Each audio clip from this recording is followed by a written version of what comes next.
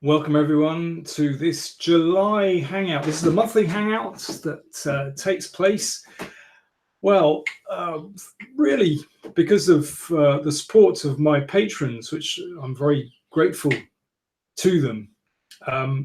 Remember, if you want to support this channel, then do check out the links to patreon.com/powerplaychess, and also you can make a contribution via PayPal as well. Anyway, greetings everyone. It is a really hot and humid July day here in London.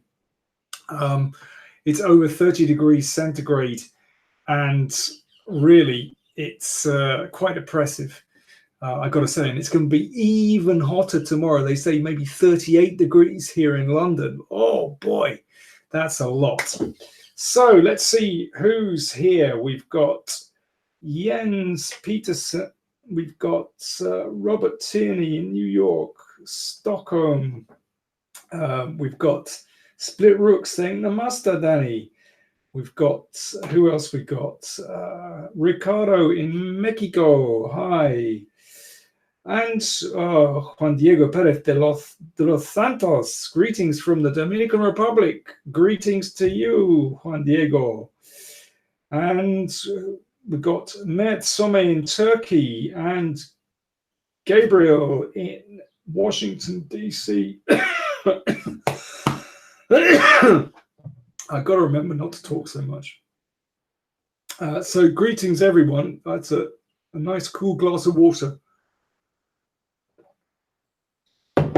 And as ever, I'm going to show you a few puzzles, answer a few questions, go through a few games. I should tell you today, I'm going to be looking through some short games from Alexander Alekhine. We've been looking at the channel a lot looking at Bobby Fischer's games, and previously I've looked at Capablanca's games and Boris Spassky's as well, but I haven't done much on Alekhine. So I thought it was about time. Alexei Parfenov. Здравствуйте. I hope things are fine in Moscow. Okay, let me give you the first puzzle. I'm probably going to mess up, but let me try. Let me see. So just bear with me. No, that didn't work. Okay, wait a second. I'm just going to get the first position up. As usual, a few little technical hitches.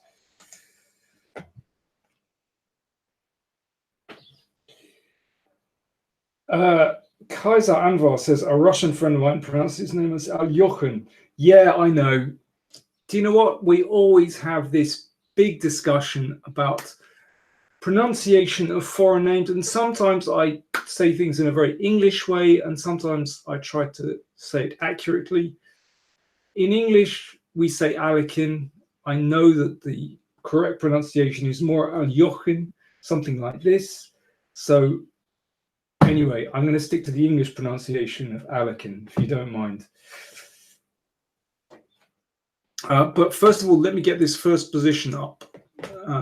But I'm struggling to get the technology to work at the moment. But just 1 second. No, it's not doing it for me. Why not? This is a bit strange. Okay, I'm going to close this down and see if I can get this working again. I'm trying to get a position up for you. I want to look at some of the studies that I set on the community page, and I asked people not to give away the solution, and recently everyone's been sticking to that, so thank you very much. So I'm going to give you the definitive solution, and it's nice to look at these because they're very beautiful. Okay, this is too weird for words. It's not actually coming up. Huh. Well, this could be a very boring hangout if I can't actually get the thing to work. This is great. Okay, let's try again. Here we go. Maybe this time. Okay, let's try. What have we got?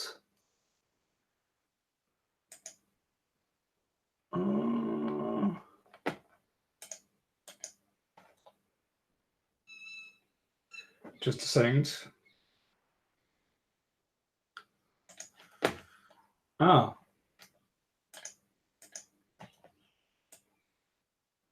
Now I've got it. Okay, the technology is not being very cooperative, but I've got it now. Okay, here we go. So, apologies for that.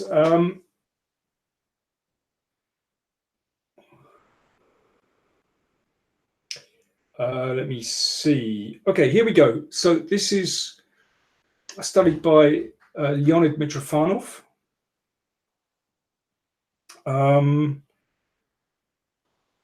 And it is white to play. Well, it's white to play and draw, of course, because it's hard for black to lose this one with an extra bishop. So white is going this direction, black is going this direction. Obviously, very hard for black to lose this with an extra bishop like this. But the puzzle is white to play and draw. So if you want to have a go at this, then great. White to play. This involves some logic, some calculation.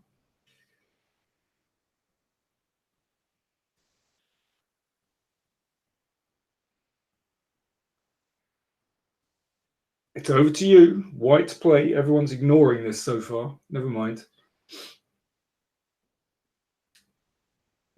Hi, Gabe. Nice to hear from you.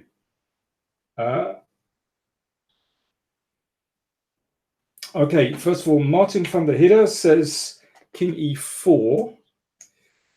Problem with King e4 is that it gets met by c6. That's a clever move. And that basically just shuts out the king. And if the king comes here, we play bishop e7. And there is nothing for white to do as those squares are covered and there's no way forward. So actually, you have to play King e6. And now there's a threat. So let me show you what the threat is. It's not, King e6 is not weird, it's very logical. Thank you, Joshua Penn Watson. King e6 is very logical because the alternatives don't work. So let's see why this works. So if king here, now king d7, not very good because king c5, and this will just queen, and of course the bishop can give itself up for the pawn. So then white would play king d5, and then king c6 takes c7. So for example here, king here, got to protect the pawn, and then we simply give up the pawn there. So let's go back. So king e6 is the first move. So black needs to defend against this threat. So therefore, it's very logical. The only move for black is to play c5. Now, again, this is very logical. The pawn threatens the queen. The only move is to play king d5. Now, that pawn needs protection. If bishop here, then the pawn goes through. So you have to protect with bishop here. Okay, over to you. How should white play from this position now?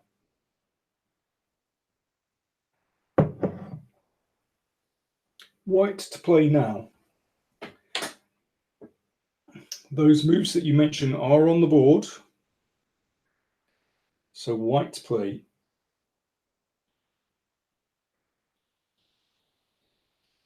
Boyan Maximovich wants to play king e6. Yes, very good. c4 wouldn't be very good because or king c4 wouldn't be very good because the black king just comes up. So king e6 is absolutely forced. And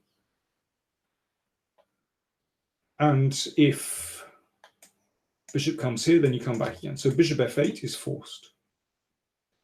And as Split Rook says, yes, king f7.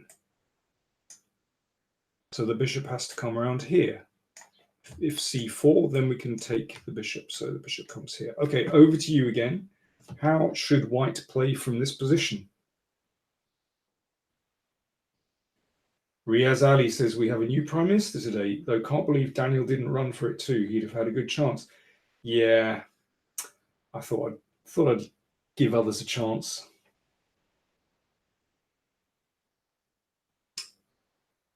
Anandu and Mert say d6, but d6 doesn't exist in this position. I think you mean e6. e6 would lose very simply to bishop g5. Covering this square, you give up the bishop and then queen your pawn. So absolutely not. So as Jens and Part and Boyan and Gabe point out, king g6, only move. So once again, pawn here, we can take the bishop. So the bishop has to move. If it goes back, we've got king f7, so bishop f4. Okay, over to you again. Aha, Jens says, can't be both king and prime minister, can you? Good point, Yen. Yeah, there could be a constitutional crisis in that event. Yes, the king. If the king tried to be prime minister, I'm afraid that would really upset the constitution. King f5. Well done to Jean-Kevin or Jean-Kevin. And to Gabe, king f5, attacking the bishop. So that bishop has to move again. Now, if the bishop goes back, we play king here. And repeat the position. So bishop g3. Now what does white do? How does white play from this position?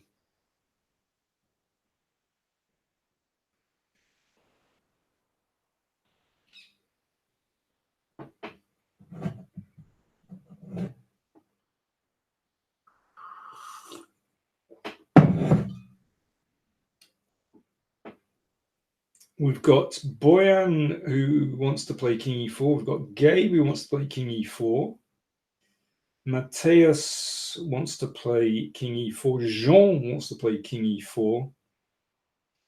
Thomas Brown wants to play king e4. Ig2D wants to play king e4.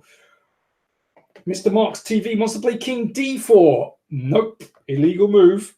Thank you, Mr. Marks. Corrected himself. Martin Thunderhitter, king e4. King Kunal, king e4. Well, it's an overwhelming vote for king e4. Mert and Monty want to play king g4. No. That would lose the pawn. You've got to play king e4. And now we have a very curious situation because if, let's say, king d2, then king d5 attacks the pawn. Bishop has to defend the pawn, and this one goes through. So the bishop would have to come here, and king takes pawn, draw. So after king e4, remember, that's the last move, king e4, black has to play bishop h4. And then you attack the pawn. The bishop has to come back. Do you have a sense of déjà vu? I think so. And then we go around in circles again. Not king f5. We have to play like this. And so on. This is very pretty. And eventually it'll be a draw by repetition and so on. So there we are. And that's a forced draw. So if I'm going to go right back to the start. Takes a long time. Here we go. King e6, threatening king d5. c5, king d5. It's very logical. Bishop e7. Only move, hit the bishop. Hit the bishop again. Keep attacking the bishop. Keep attacking the bishop. There we go. And this is forced, and we repeat the position, and so on. There we go. Gabriel says he's never seen a draw like this before. Yeah, it's quite unusual, isn't it? It's quite unusual. Okay, let's come back. Ah, we're back again. Excellent. We're back again. Good. King Kunal says Intel Grand Prix series will be very interesting games of retired and the old players right now. Yeah, I'm not going to do that now because I haven't prepared that. That would take some time to fish up the games and to make a selection. So, but I take your request, and possibly for future videos or maybe next Hangout we can see. Split Rook says, "Sir, what are your thoughts about the reversed Benoni? Do you think it's still bad, even the extra tempo?" Listen, I get asked about openings the whole time, whether they're good or bad. Is this opening good or bad? It's how you play the opening, really, not generally which opening you play. So it's like, I always say that playing a game of chess is like a lawyer arguing a case, or barrister arguing a case in court. It's not particularly the case that's in front of you, it's how you argue the case which is important. If you want to play a reverse Benoni, fantastic. Understand it. That's the most important thing.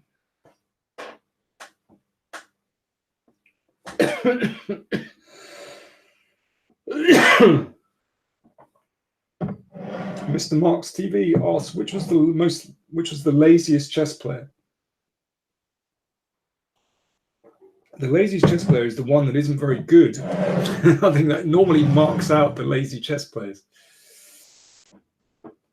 Okay, I'm going to show you another puzzle. Anandu wants more AlphaZero games. I've kind of moved on from AlphaZero. Right now I'm following Bobby Fischer.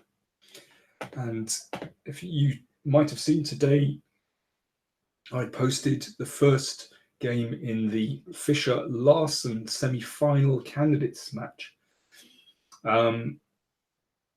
which was, if you haven't checked out the video already, go on the channel and check it out, because that game one is just a sensational game by Fischer.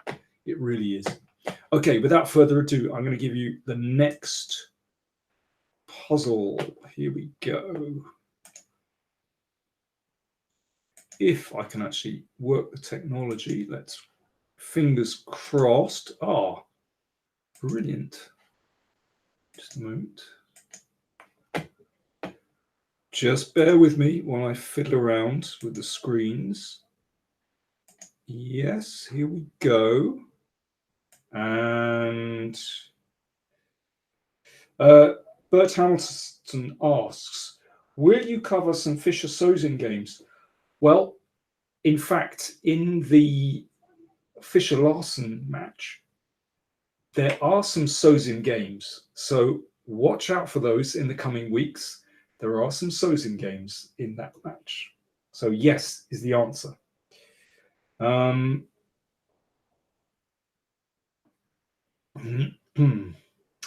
King Kunal, I suspect you're from India. He asks, what are your thoughts on Vishy Anand, almost 50? Vishy is a great guy. He's a great guy and he's a great chess player. Let me see.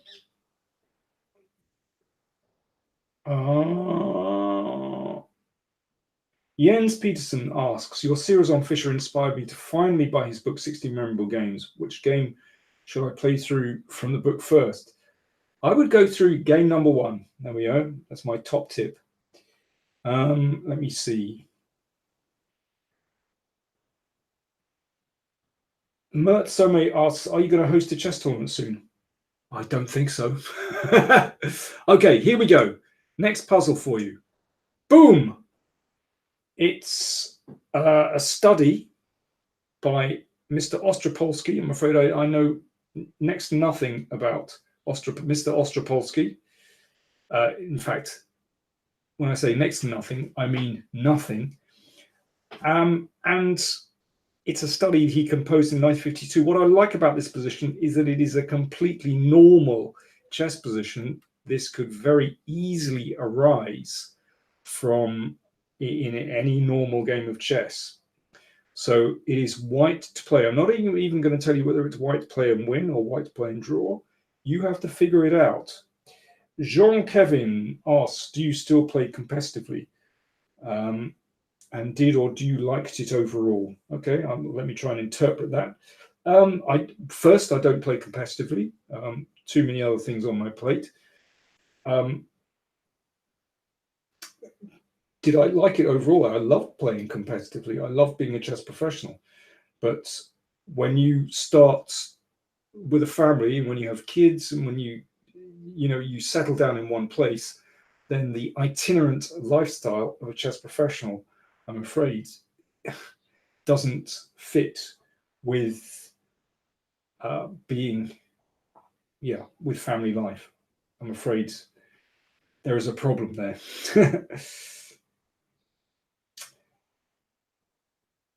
Buxy Singh says, I think I had this position as black. I lost after king f6.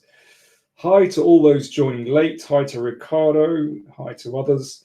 I'm looking at a couple of studies first, and then I'm going to look at some short games by Alexander Anikin, actually, which I fished out. Lots of people suggesting king f6. Mr. Marks TV is not concentrating on this position in hand, but I will answer your question, which is why do you think in the Sicilian Dragon black has a bad score? Well, maybe that's only in your circles. I can say that in other circles, the Sicilian Dragon does extremely well. So maybe you're just hanging out with the wrong group of people and playing in the wrong way with the Sicilian Dragon. Well, everyone wants to play king f6. So first of all, before we look at king f6, let's try and understand why king f6. The obvious move is to push the pawn forward. But in fact, this is a problem because the black king will wander over here.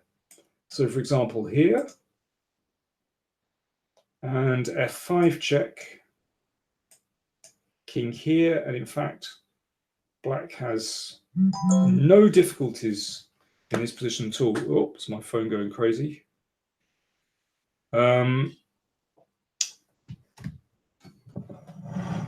So, yeah, I mean, white has a problem here that there is now an outside pass pawn, a distant pass pawn.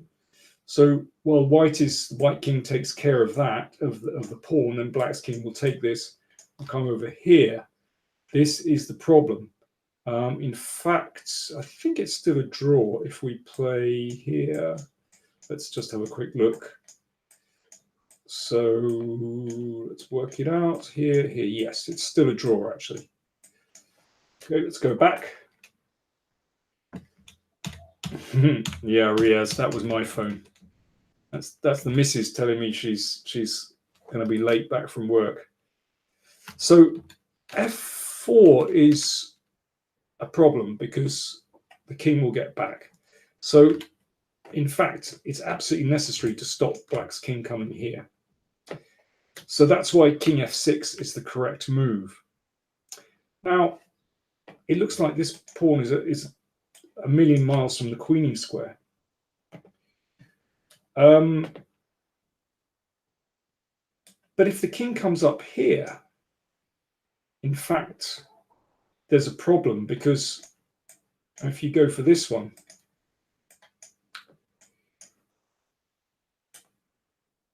because that pawn, well, it's just too fast. In fact, very fast now that we give a check. So let's go back. So after king f6, what should black do? Well, time to push that h pawn.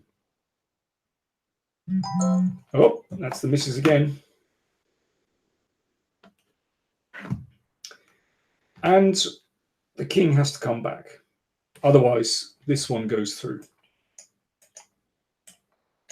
So king g5. Now, if white is allowed to take this, then it's just winning. And again, if this king comes over to take this pawn, then yeah, it's a pretty simple win. So here, let's just see this here, here, and again. We're through. Let's just check this actually. f5, we play here. King c5.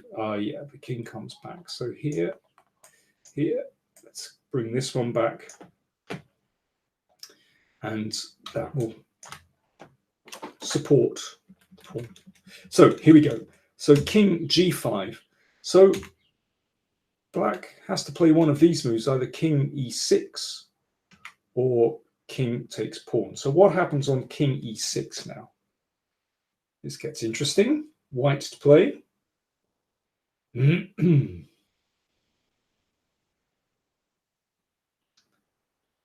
How should white play from this position?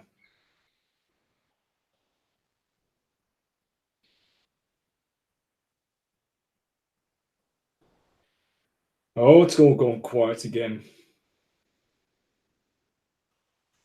You're going to have to calculate. Yes, f4. Well done to King Kunal and Gabe Romo. Excellent. And to Ig2D. King g6. No, that won't work because I think I can push that pawn. Yeah, I'll push the pawn. That's not too good. And there we go. Well, black is not going to lose that one. But yeah, but as many of you are pointing out, in fact, f4 is the move, and this wins very easily, actually. And black hasn't got a good move. So anyway, in this position, after king g5, I'm going to go king d5. King e5 is the same, actually. Oh, well, we'll go king e5. So king takes pawn, and black is fine. So we have to play f4 check. And then king e4. Now, this is where it gets interesting. So what should white do in this particular position? White to play. King Kunal says rip the pawn. Don't rip the pawn because I'm afraid that will just be a draw. Okay, everyone wants to play f5, but then I play h4. And let's see, everybody gets a queen. Now what's going on here?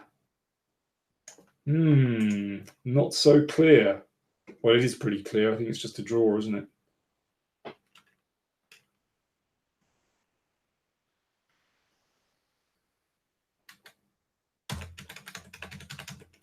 So, what do you play? Yes, Mayank Krishna Srivastav. Yes, indeed. Well done, Ig2D. Here's the beautiful move. Pawn to b5. Oh, yes, indeed. It's for moves like this that we play chess. Wow. So, a threat to come here. So it's got to be taken. And now, ladies and gentlemen, we push with f5. Oh, this is great. Now watch what happens. We push this one. Let's get a queen. And it is kebab time. Yes, it's a beautiful skewer. There we are. Let's go back. And if we push the other one, and again, it's a different flavor kebab, but it's a kebab all the same. It's another shashlik. Here we go. Boom! And we've got the queen. Isn't that beautiful? So we've got two different skewers in the position. Absolutely fantastic. So there we go. I'm going to go right back to the beginning. A very normal position, but actually contains some magic. King f6. What a beautiful starting move. I love these kind of paradoxical moves that we're actually blocking the f-pawn. But this is a very important concept, actually. So there we are. Well done, folks. We're back again. Greetings to everyone who's a latecomer. I hope you enjoy those. Riaz Ali says, I have a kebab once every 2 months. Wow. That shows incredible self-control. Only every 2 months. Wow. You obviously don't go to the pub that much. It was a kind of routine for me. Go to the pub, drink too much, stumble out at closing time, go to the kebab house. That's a good night out. But no, it doesn't happen much anymore, I must say. Okay, what else we got? Okay, any more questions? If you give me some questions, and if I don't get some questions, then I will hit some short games by Alekin, or Jochen, as the Ruskies inevitably say.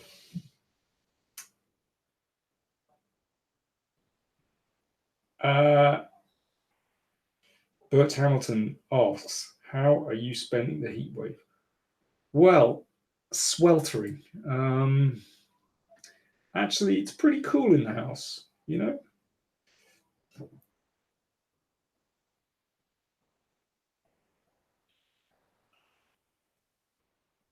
Loud Piano says, what's kebab?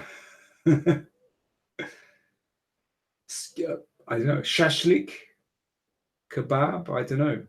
Well, you know, you get a skewer like this.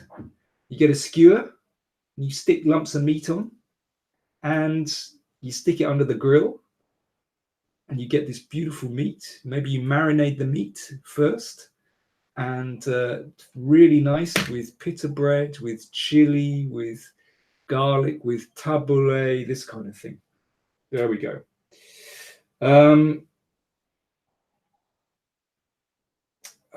Let me see. Amit Bharati says, I'm very bad in playing black against the London system. Wow. Well, what you need to do is get onto patreon.com, because in the opening surveys, I give the ultimate answer for black against the London system. I also cover it in my DVD on sidelines of D4, my Power Play Chess DVD. So check that out. Two different answers, but listen, if you want to invest, then you find out the answers. One love. Brentford going to win the league this year, dude. 2 right. There we go. I've got my red and white stripes. Come on, you Reds. Come on, you Bees. Brentford actually had a training game today, and they beat Norwich 3-1. I hope that's a good sign. Let me see. Gabriel Millie asks, what was your favorite game you ever played? Well, there's a nice Spanish that I played against David Howell a few years ago where I sacked my queen. That was very satisfying. Also, yeah, another queen sacrifice against Krasienkov. That was a nice one. Let me see. What else we got? One Love says, my team just won the Champions League for the 6th time. Good times. Ah, you mean Liverpool? Ah. But they can't have won it 6 times. Have they won it 6 times? Maybe. Mr. Marks TV asks, was Morphy stronger than Steinitz? We'll never know.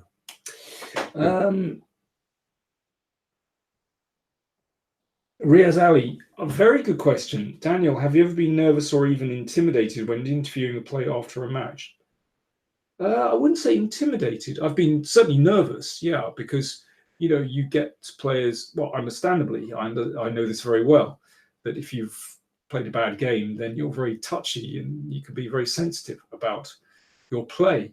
So sometimes, yeah, it's a little bit nervy when you ask someone about the game that they've just lost or something. Then you hope you're not going to get your head bitten off. Sometimes you get your head bitten off.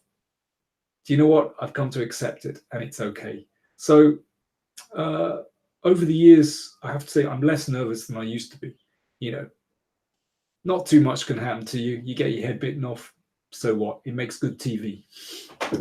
Okay.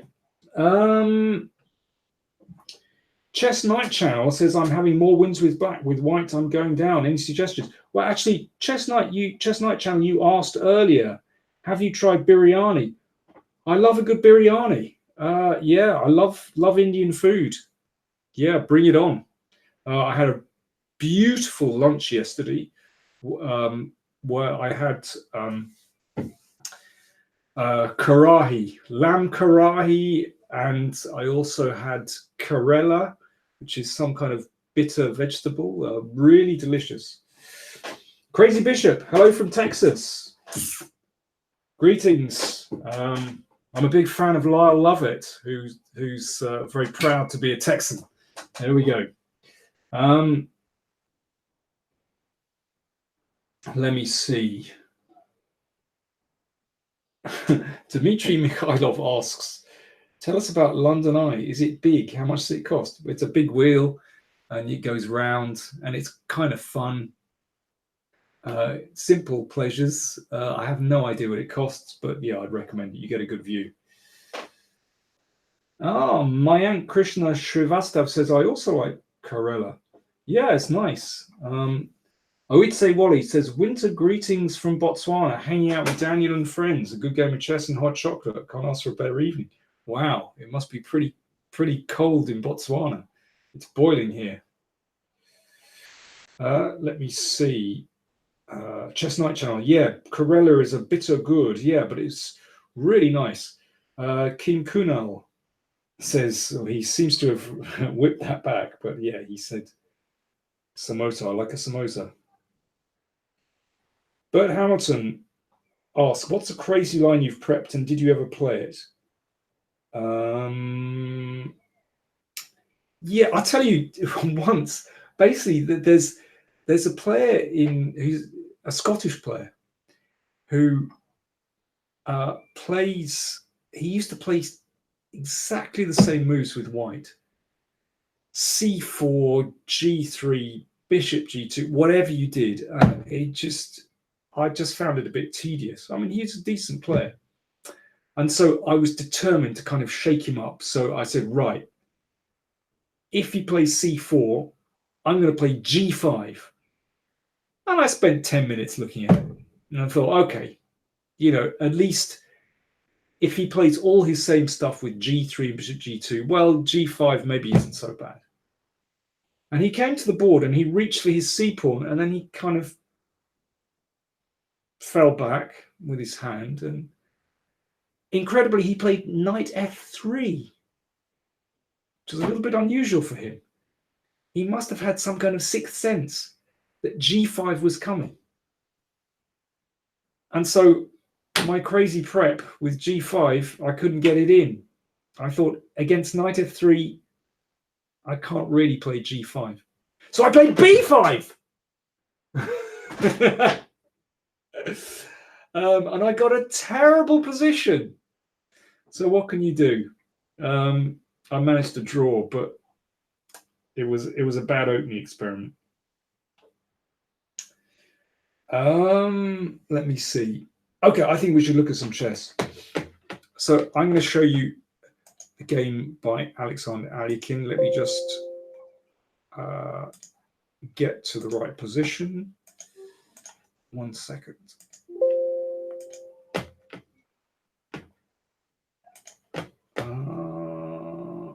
Wait a second, folks.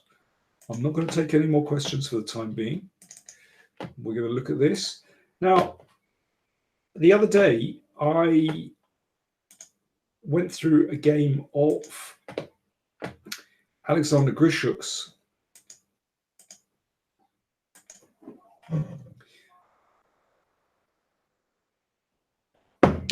And he won with this very nice move, bishop f6.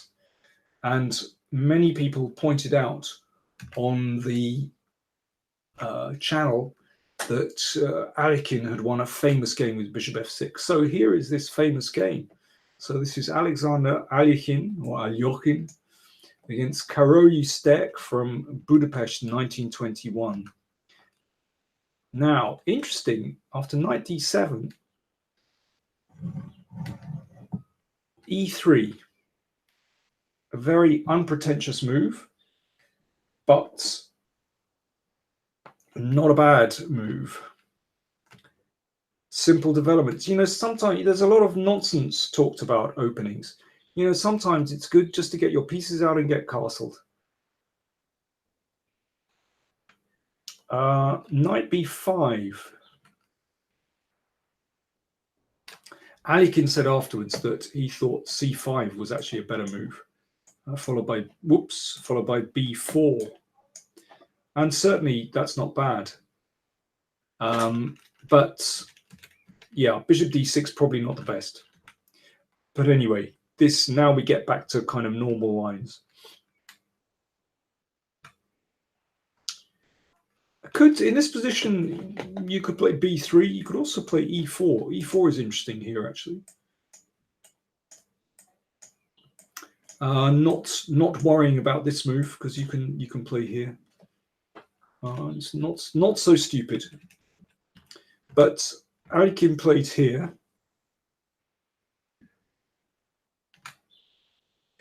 If you don't mind, folks, I don't want to take questions on other matters. I'm going to concentrate on this game.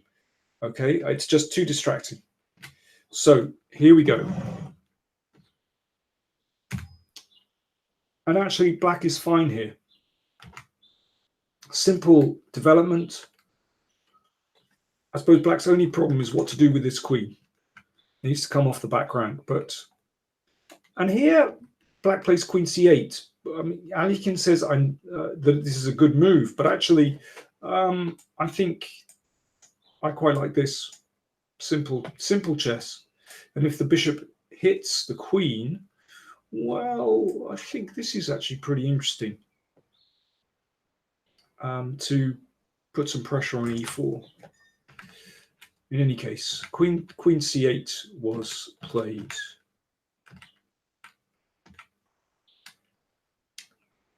Yeah, there was a threat to play here.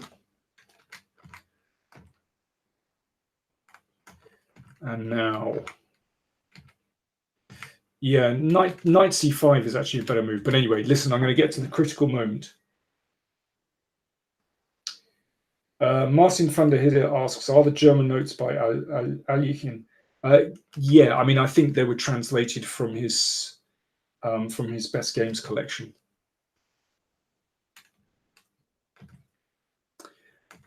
I mean, what black does now is not great. Once the bishop comes here, then it's quite clear that white has tremendous compensation. I mean, in fact, it looks absolutely dreadful now. So clearly things have gone wrong. So b4 threatened, and the finish is really, really nice. So black is hanging on by his fingertips at the moment. Rook c4 is a great move. But now comes this move, bishop f6. Now, this is not really the same as Grishuk's bishop f6. There are similarities. Of course, it's about opening up the opposition king. But anyway, it's the one people were mentioning, so I thought we'd have a look at it. So obviously, if pawn takes bishop, then we have a nice discovered check, followed by queen takes queen. And this is a nice move. If h5,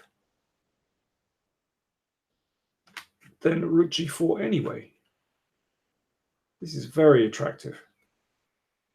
Queen takes queen. We give a check. Okay, over to you, folks. What does white play in this position? White play. I've done all the hard work for you.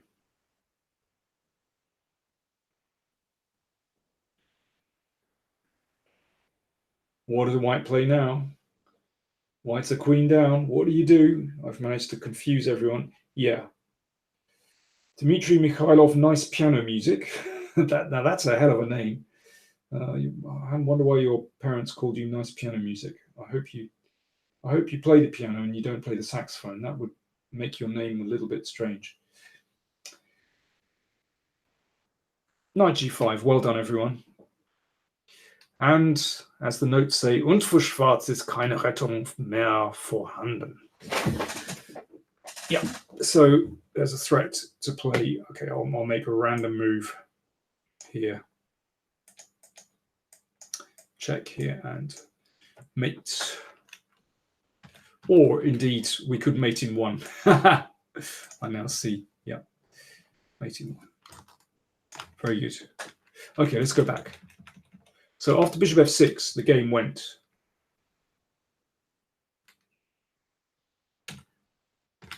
Rook here. Queen here. Now if, okay, let's say queen takes, queen g5. Obviously g6 will be met by queen here. And very luckily for white, the c1 square is covered. So that's mate next turn. And in case of king f8, we have a nice check here. And that's terminal. We take that one. Okay, let's go back. So in the game, rook fc8, queen e5, rook c5. Let's go to the end. Well, of course, now the game is over. White is simply a piece up. But let's just see what happened in the end. And that was the end of that.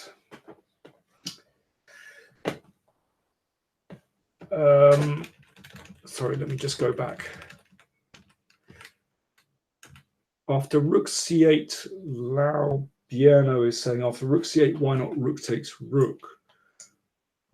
Queen takes, I suppose. And that, yeah, that's, I'm afraid, not very bright for white. Yeah, okay. Game continuation was stronger. Okay, let me come out of that. Where are we? There we are. So there's your bishop f6 game from Alikin, which was quite nice. Okay, let me take a couple of quick questions, and then I will show you to finish another quick game by Alikin. Any more for any more? If there are no more questions, I will go straight back to Alikin. It's gone very quiet. Maybe everyone's just kind of slow at typing. And that gives me a chance just to have another little slurp of tea from my mug. King Kunal asked, any reason why the Berlin defense is not being played? Well, it still is being played. That's one thing. You still see it quite a bit. But, you know, if you, I mean, one thing I would say is if people play the same opening all the time, then people know what to prepare against. It's very simple. So that's why there's variation. Amit Bharati asks, why is there no blindfold chess at elite level? That's interesting. Yeah, why? I mean, the thing is, blindfold chess, it's a stunt. It's the kind of thing you have as an exhibition.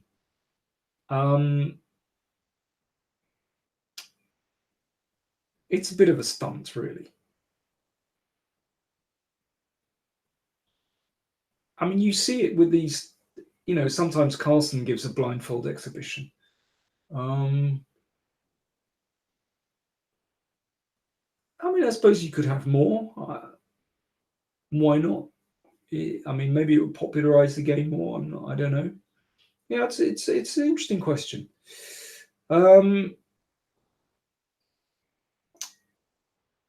How's the weather here? I talked about it earlier. It is absolutely boiling here in London. It's over 30 degrees.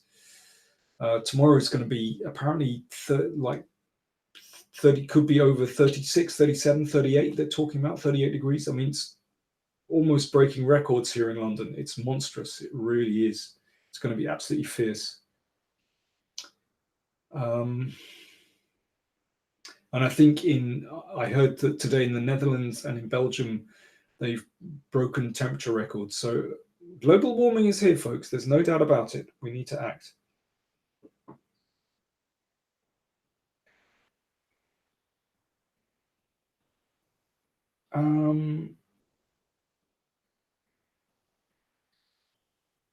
Gabe says, that game you played earlier with Blackman, you played B5. Was that against McNabb? Yeah, well researched, Gabe. Well researched. Yeah.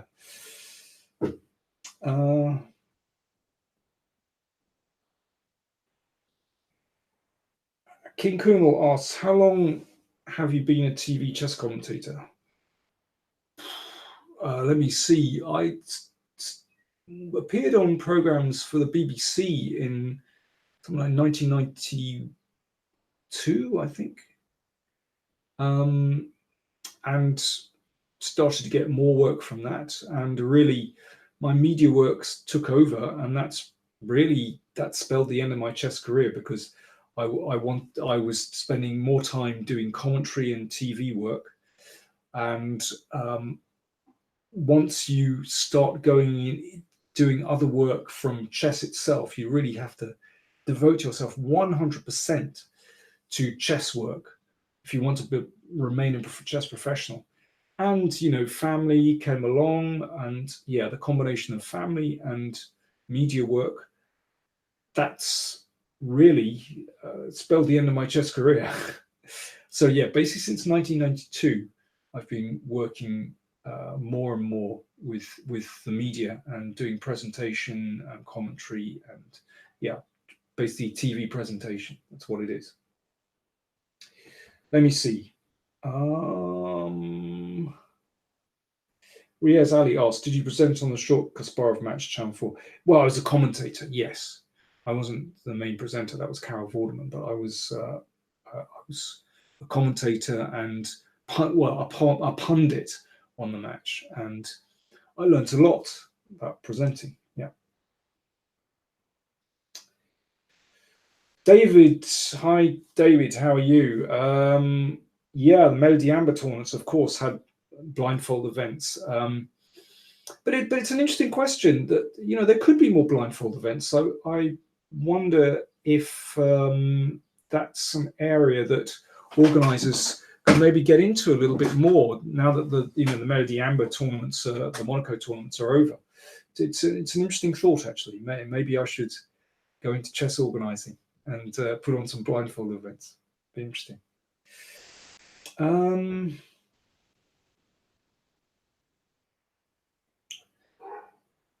Kunal asks, was I alone as a commentator? Absolutely not. No, I mean, I've worked with all kinds of people over the years. Yeah.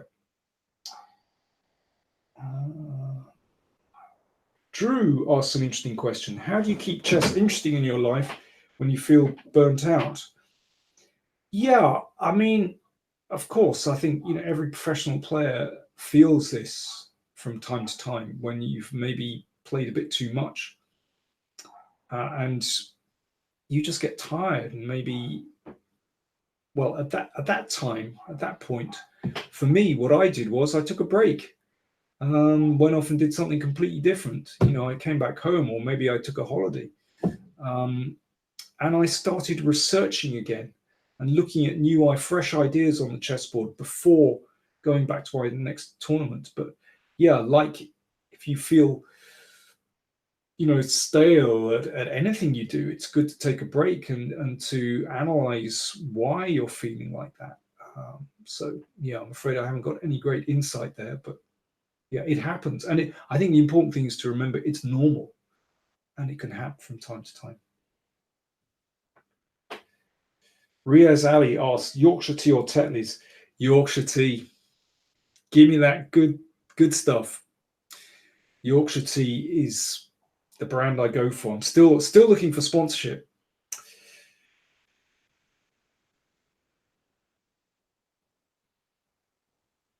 King Kunal, I think you better just hit the Google button with these questions, King Kunal. Who's in the candidates tournament? That's yet to be determined. Just Google it, man. You'll find out. There are the various routes through to qualification. If you Google chess candidates, and it'll tell you the various routes to qualify. Mayank asks, Mayank Krishna Srivastav asks, how much average time should we study chess daily? It's up to you. What feels good? What feels right? Buxy Singh is clearly confused by Yorkshire tea. Yorkshire tea is a brand of tea here that's very popular in Britain.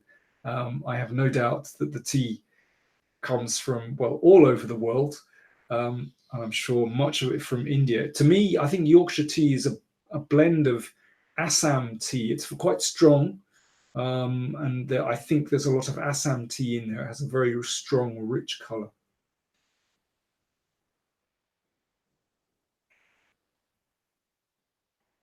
Okay, folks, I think I'm going to leave it there. I'm just going to say one more thing. Parth Thakkar says, congrats on winning the Cricket World Cup. What a match that was. What a match it was. Okay, wait a second, folks. I'm just going to put this in because this is really important.